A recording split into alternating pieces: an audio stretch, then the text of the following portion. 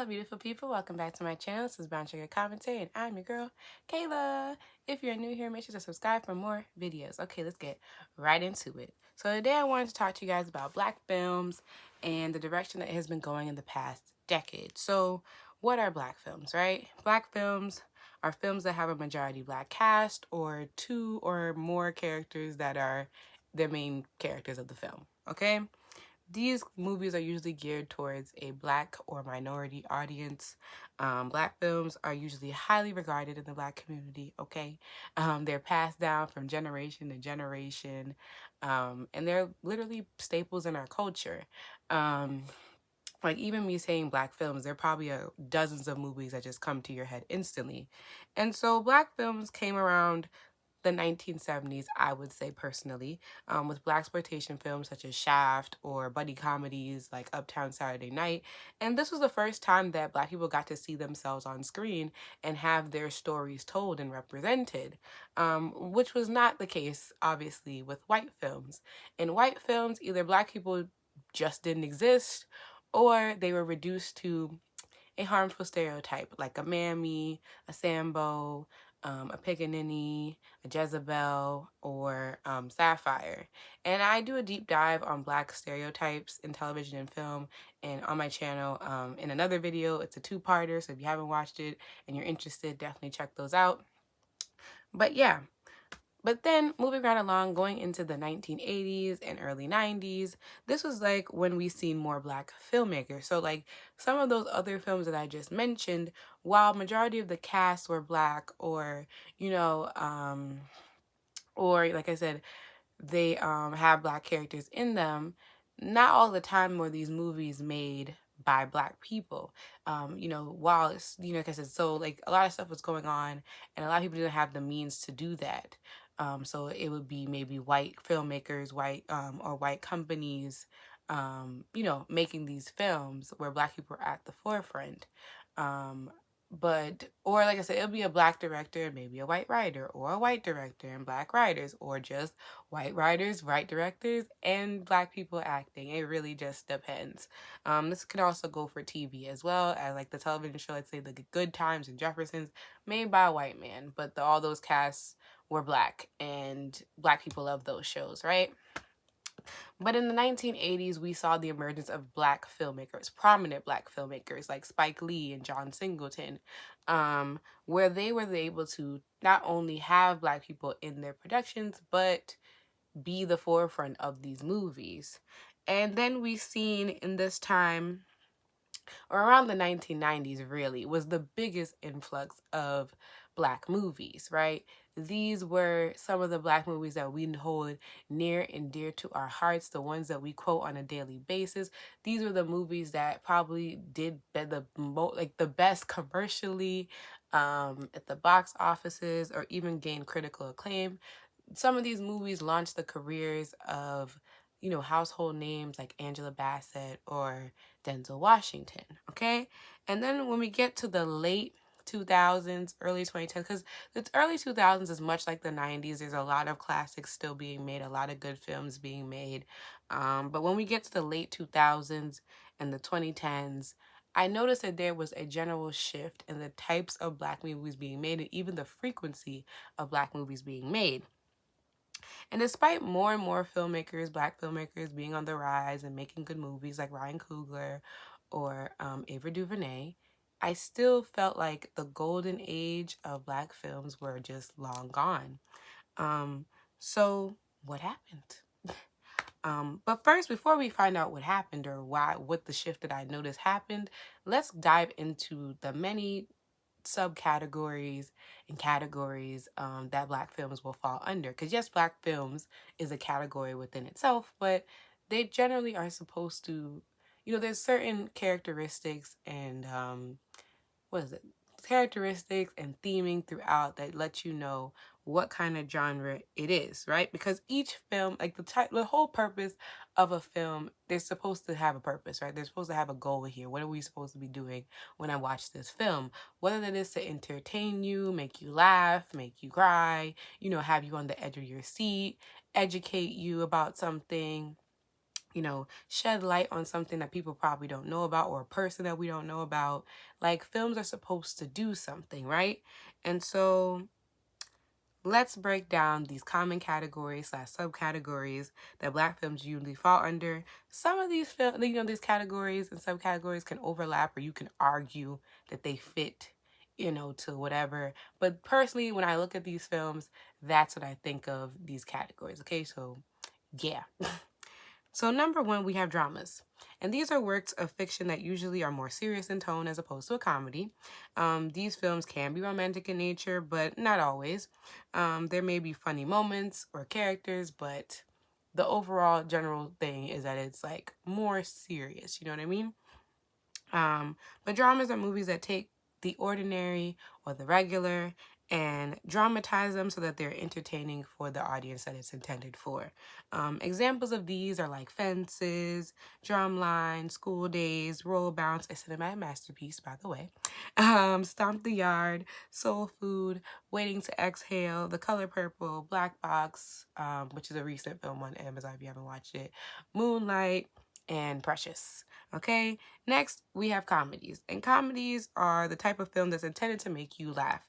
These films usually have a comedian or comedians as the main characters. The tone is lighthearted, with like the plot consisting of like wacky and zany adventures, nothing too serious, right? Or taking the comedic out of the everyday situation, which is like kind of the opposite of a drama. And also comedies can have romantic situations, but those are romantic comedies, and I'll get to that when I get to the romantic category. Okay, so examples of these would be Welcome Home Roscoe Jenkins, Fat Girls, Babs, pretty much any Eddie Murphy film, House Party, Barbershop, Life, Johnson Family Vacation, Soul Plane, Are We There Yet, Death at the Funeral, Head of State, Girls Trip, Little, Night School. Okay, those are like with the later two being the two most recent Black comedy films. Next, we have action, and these films focus mainly on stunts, special effects, and are meant to entertain and thrill the audience. These films typically involve cops, special agents, or superheroes, and the plot explores basically like a good guy trying to get the bad guy and save the day, right? And examples of these are Black Panther, the Bad Boys franchise, Rush Hour. And I know maybe y'all might argue that Rush Hour is not a Black film, but to me it is, okay? To me, it's a Black film. What Black person ain't watch Rush Hour, you know what I mean? But anywho, same thing with like Men in Black. What Black person ain't watched it? Come on. But National Security, All About the Benjamins, Takers, and Proud Mary. Yeah. Next, we have hood films. And hood films are a subgenre of film usually drama. You would say most of these are like dramas. But they take place in an urban or inner city setting and explores topics unique to the area, such as, but not limited to, drug dealing or drug addiction, gang affiliation, organized crime, and poverty. The goal of the early versions of these films were to unmask the complexities and hardship of Black people living in these areas. And examples of these are New Jack City, Boys in the Hood, Juice, Menace to Society, Belly, Light It Up, Baby Boy, Fridays, Set It Off, Paid in Full, ATL, Hustle and Flow, and Do the Right Thing. There's plenty more of those, but you get the gist. Okay, next we have romance, and romance films explores the ups and downs of a romantic relationship, and sometimes multiple romantic relationships if it's an ensemble cast. Romance films often center two characters that are unlikely to be together and put them through a scenario or multiple scenarios that bring them closer together or can tear them apart completely. Romance films can take a more serious route and can be under the drama genre, or they can be a more lighthearted route, and that would be considered a rom-com, like I said before. And examples of these are Love Jones, Coming to America, Love and Basketball, Brownsugar, Jason's Lyric, Poetic Justice, Just Right, Two Can Play That Game, Boomerang, If Bill Street Can Talk, The Photograph, Sylvie's Love, Think Like a Man 1 and 2, Beyond the Lights, How Stella Got a Groove Back, Baggage Claim, and The Best Man, why did I pronounce best like that? Best Man franchise. Okay, next, we have period piece and biopics. And I put these two together because I feel like in some ways they go hand in hand depending on who we're talking about. But sometimes they can be completely separate. But it'll make sense what I'm saying when I go on to the description. A period piece film or a biopic usually wants to shed light on a particular historical figure or moment in history and tell the respective party's story. Black history in America is often miseducated as public schools do not accurately tell Black history or fails to tell Black history at all. Period piece films usually deal with a specific group or a movement like civil rights, or a moment in history like, let's say, slavery, and tells the stories of various people or the origin of that particular movement. Biopics deal with historical figures or famous icons or groups, such as athletes, musical artists, and political leaders, and so on and so forth, right? Any, like, mostly just celebrities or well-known people, or sometimes they're not well-known, you know what I mean? But that's a biopic, right? And what examples, and this, by the way, is my favorite type of Black film. I don't care. Most of these movies I don't watch billions of times because something about me, I just love learning about people and how they came to be famous. So yeah, fun fact, I love me a good biopic, okay? But yeah, so some common biopic period piece type movies are What's Love Got to Do with It, The Temptation, 12 Years a Slave, Hidden Figures, Get On Up, The New Edition Story, Get Rich or Die Trying, Straight Outta Compton, Harriet, Malcolm X, Selma, 42, Jackson's An American Dream, Notorious, Anton Fisher, Why Do Fools Fall in Love, Cadillac Records, Ray, and Ali. Next, we have musicals, and musicals are, just like the name suggests, movies that rely on music. The songs often depict the thoughts and feelings of the character singing the song or characters singing the song. Not always, but this is usually the case, especially if it's an adaptation of a play, which is what most musicals are. Not always, but for the most part it is. And usually these movie adaptations at the forefront are usually, not always, famous musicians, instead of like regular actors and actresses, right? And examples of these are like The Five Heartbeats, Dreamgirls, Sparkle, Carmen, and Hairspray. Once again, people might argue that's not a Black film, but to me it is. And like, there's a whole arc about Black kids trying to, integrate at the Courtney Collins show, okay? So it's a Black film to me. Also, The Wiz is a musical. But next we have social commentary. And social commentary films are the type of drama film that speak to the current times we are living in. Social commentary films work to unmask the plight of Black or other marginalized groups in America and the oppressive systems that contribute to this plight, i.e. racism or the police criminal justice system. Some of the movies are based on a true story, which you can argue is more of a biopic or period piece type of film. But for me, especially if it's like something rather recent, like within a year or two, then to me it's more of social commentary. And if it's a work of fiction, then obviously it's not a biopic, right? Or it could be a hood film, because like that's the whole general goal of a hood film, as I explained before, is to kind of talk about what's going on in the hood and kind of getting people to like, fix it, right? But yeah, when done right, social commentary films can help start a necessary conversation and start real change in society. However, when they're done wrong, these can be trauma-inducing and counterproductive. These films seem to be more prevalent in the recent years, but technically have always existed, right? Like Lean on Me is probably an earlier adaptation of a social commentary film. But more recently, we have Queen and Slim, When They See Us, Fruitvale Station, Get Out, Us, The Hate You Give. Also, I know people probably put Get Out and probably horror, or even Us, same thing.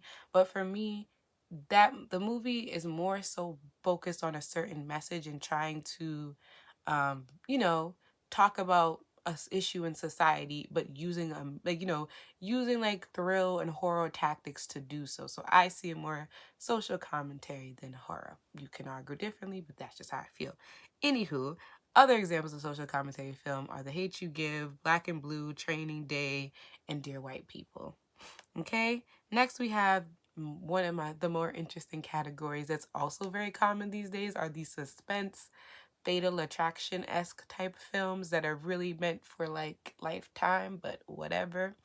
But this is another subgenre where the plot usually explores a romantic relationship or an affair or just a downright obsession that's just gone wrong, where one of the parties involved becomes paranoid, obsessive, like whatever, and will try to get the other person back at any cost.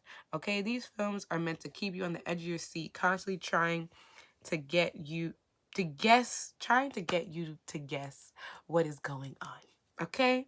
Examples are Obsessed, When the Bow Breaks, The Perfect Guy, The Intruder, No Good Deed, and that there was one, Fatal Affair, I think it was called. If it's either Fatal Affair, yeah, Fatal Affair, I think it's what's called. If not, I'll just put it here, you know. But you know what I'm talking about, the one that came on Netflix with Nia Long and Omar Epps. Anywho, and the last category, okay, which is the most interesting one, is the Tyler Perry category. Yes, I give Tyler Perry his entire category, and I will give him his own separate video because, you know, I have a lot to say about Mr. Tyler Perry, okay?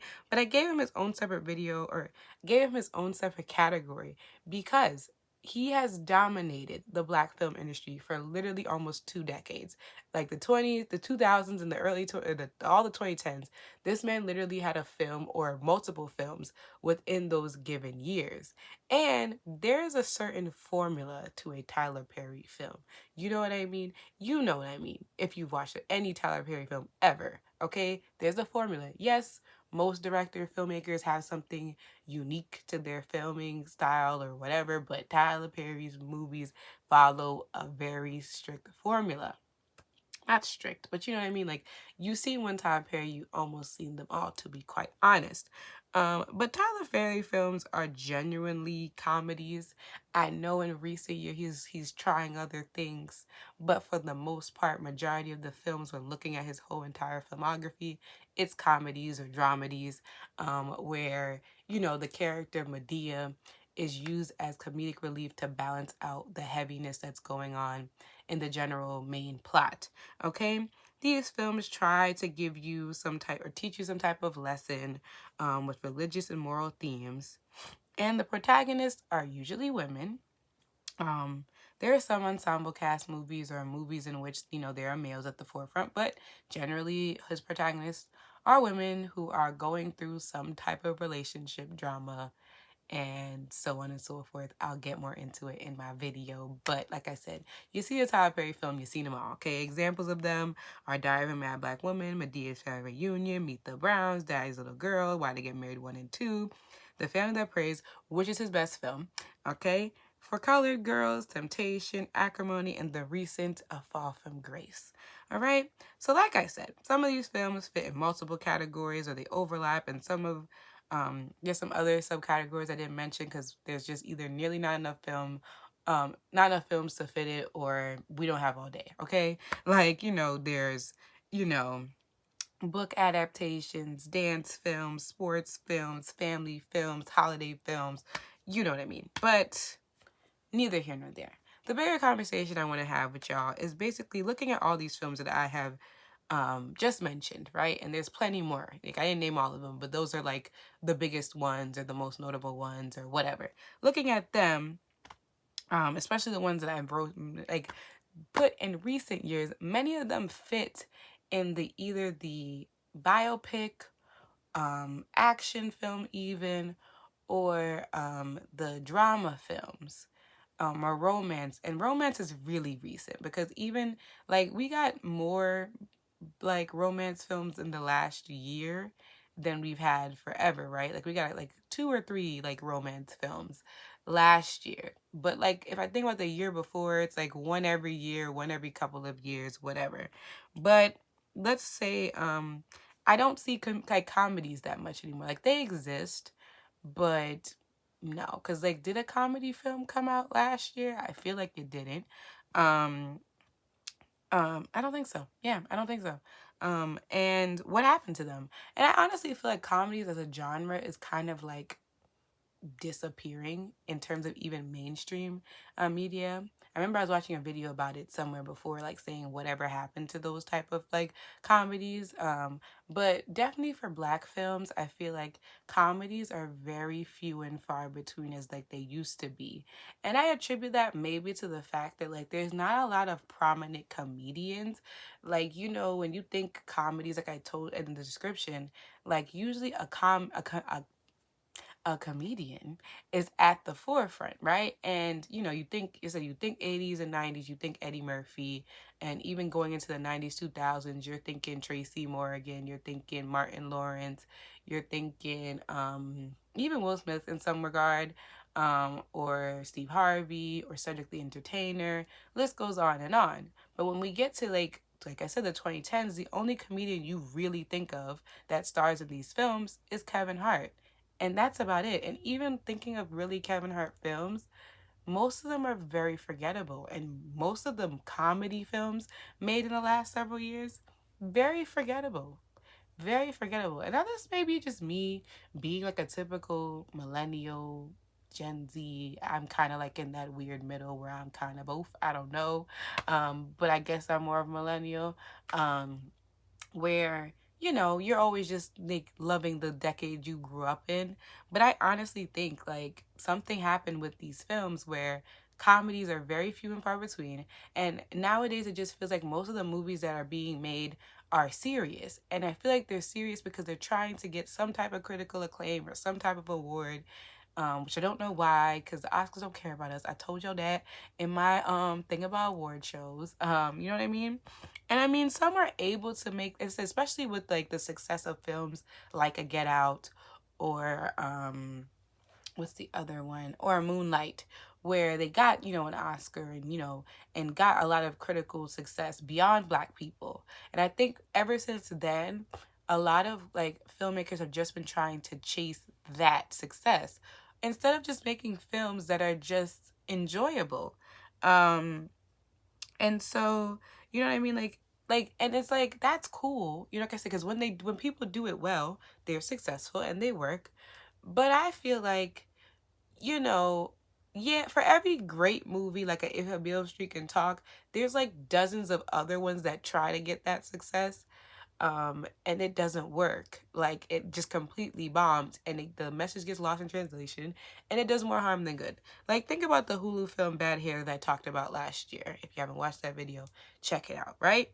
The film was supposed to be a satirical commentary type of film that felt like a Get Out, where it had that horror mixed with the social commentary. And to talk about a complex topic like the relationship between Black women in their hair. While I get where the intent was, it completely missed the mark, because it just kind of felt like y'all was taking something that is not that simple to talk about and has way more nuance than what they're trying to make it as. And it became this campy, silly, just trash film, plainly put. Like, it was not good, okay? And I felt like it was trying to be like a Get Out. Like, it was trying to do it. And like, I'm not trying to be the person that compares things, but it just felt like it was trying to get that type of acclaim. And it simply did not do it, because ain't nobody talking about that movie. Like, no one was talking about that movie. It was trash. And then you have something like Queen and Slim, where the movie was advertised as this Black love story, right? Or like a Black Bonnie and Clyde. And I know Black Bonnie and Clyde was not out here dealing with racism, and they actually committed a crime, okay? And yes, in Queen and Slim, they technically committed a crime, but there was a bigger, larger issue here, right? But that film just felt like it was trying to harp on this whole Black Lives Matter, police, commentary that a lot of even TV shows have been doing, where it's throwing a lot of things at us that we already know. And the film, like I said, is not a Black love movie. I hate when people describe it as that, okay? Because it's not. This is a survival movie, okay? These are two people who were on a bad date. They got into very bad circumstances and didn't like each other until they were kind of just stuck, and they had no other choice but to, do with just hook up, really, because it wasn't love. That wasn't love. That was survival. They're like, well, we finna get murdered anyway, so let's just hook up while we can. And don't even get me started on that scene. But it just was a whole lot of things, and listening to Lena even talk about the film and what was it intended for, and the ending, and don't get me started on the ending either. Like, just traumatizing. Like, and then so you hear Lena talk about the film and all these whatever subtle things we were supposed to get as an audience, and these Black culture references, and this is for us, and all that good stuff, or bad stuff, really. But it was just like, no. Because, like I said, what was the point? I wasn't entertained. It wasn't a love story. And it's not funny. And I didn't learn anything new. If I wanted to see Black people get harassed by police or know that we're being oppressed by the police system, I would just Google it. Like, I don't need to think. So really, it's not for white people either. Like, white people are not going to see that movie. They're not. So what was the point? And that's my point about social commentary films, is that when they're done right, they're done right. But when they're done wrong, they're done wrong. And they're just trauma porn. And they have no real purpose. Okay? Like I said, there have been some standout, amazing Black films, especially within the last year, especially within the last couple of months, like Marini's Black Bottom, Sylvie's Love. Those are just, even you can even put Soul in that category. These are Black films that recently came out that are standout stellar films. But like I said, it would just be amazing to kind of go back to just do more comedies. Like, do more comedies or movies about nothing. And I really wish that Black filmmakers would learn or know, I hope they know, that you can make a movie about nothing. You can make some mediocre stuff. I don't mind it. I live for it, okay? Like I told y'all, Bounce is a cinematic masterpiece to me. You wanna know why it's a cinematic masterpiece to me? Because it's a movie about not much. Like, this plot is very simple, right? It's a dude named X and his best friends, and they just want to go skate and win a skating competition. Like, yeah, there's some like inner complexities with X and his dad and the mother and grief and all those things, but like, at its core, it's a feel-good film taking place in the 70s about these dudes that just want to skate. Like, boom. Like, and I love it. And I love it. And I just wish that we could go back to movies like that. Like, simple plot, funny, moments, heart-wrenching moments, just something simple. Like, it don't always gotta win awards. It don't always gotta be the best thing ever. Because white people make mediocre films all the time. They don't care about winning awards. Like, the most simplest of things will win an award without even trying. But you know what I mean?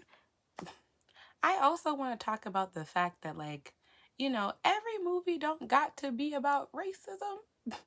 Right? Like, it don't. I said this about television shows as well with Black people, but movies go the same way too. Like, every movie don't gotta be about the struggle. Because most of us watch movies to escape from reality. I don't want to be sitting there being traumatized. Like I said, some of the times, while certain movies are traumatizing, they serve the purpose and they help educate me about a particular thing, like a Fruitvale Station or When They See Us. Beautiful films, right?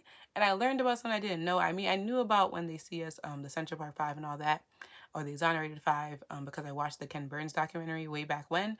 But I learned new things about that case, and that film was able to get that Laura, whatever her name was, Laura something.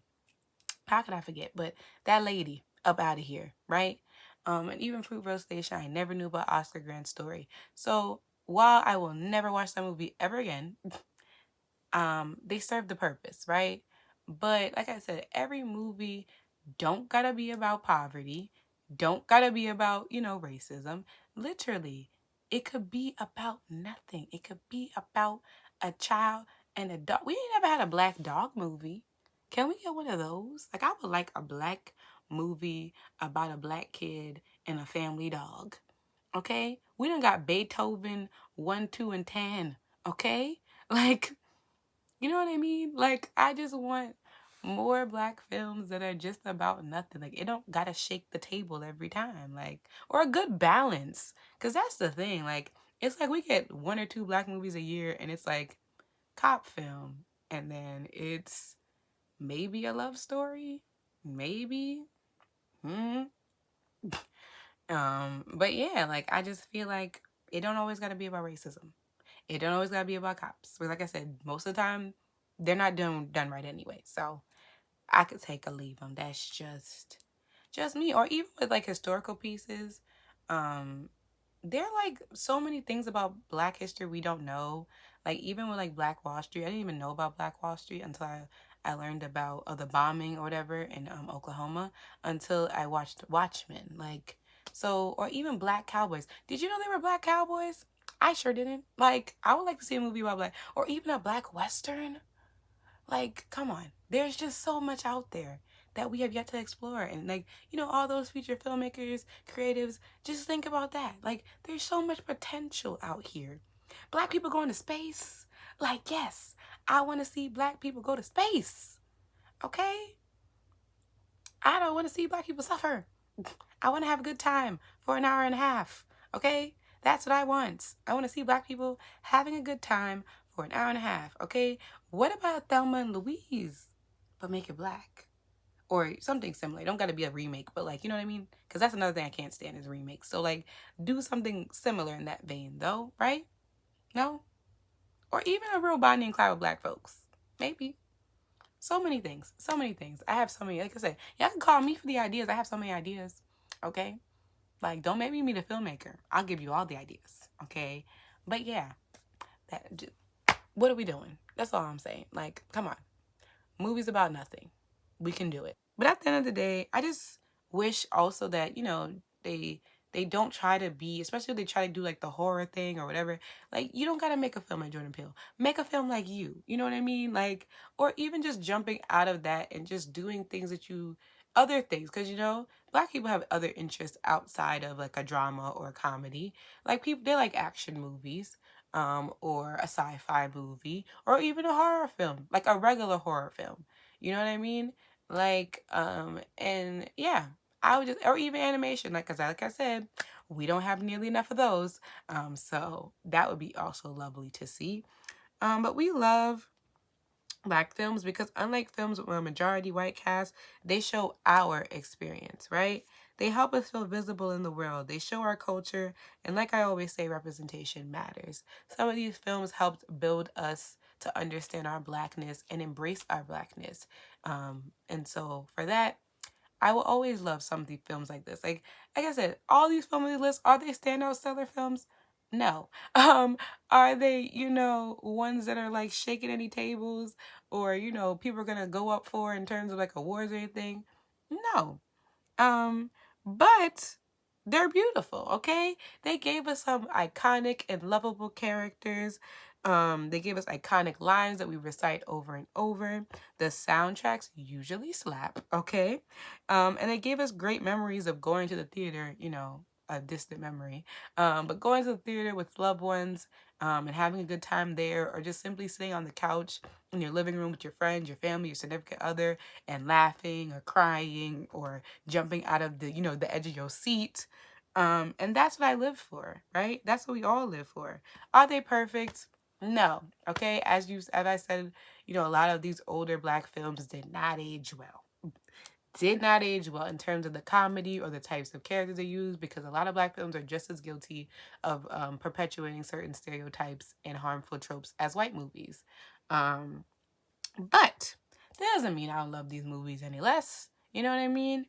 And as we move into a new decade, I just want to see some good, dope Black films, like just some films that are really shaking the table and that we can also pass down to our kids and their kids and their kids. Because I definitely think that in the last decade, there's only like a very small handful of those films that were memorable and that were good that I would watch again. Like some of, like I said, I looked at the whole list of 2010 movies, and the way that I don't remember the plot of like majority of them. Like I remember going to the theater and seeing them, but I could not tell you what the plot is to save my life. Okay. And I just I hate that for us. I hate it. Okay. So yeah. But let me know what you guys think about the state of Black films today. What are some your favorite Black films of the past decade?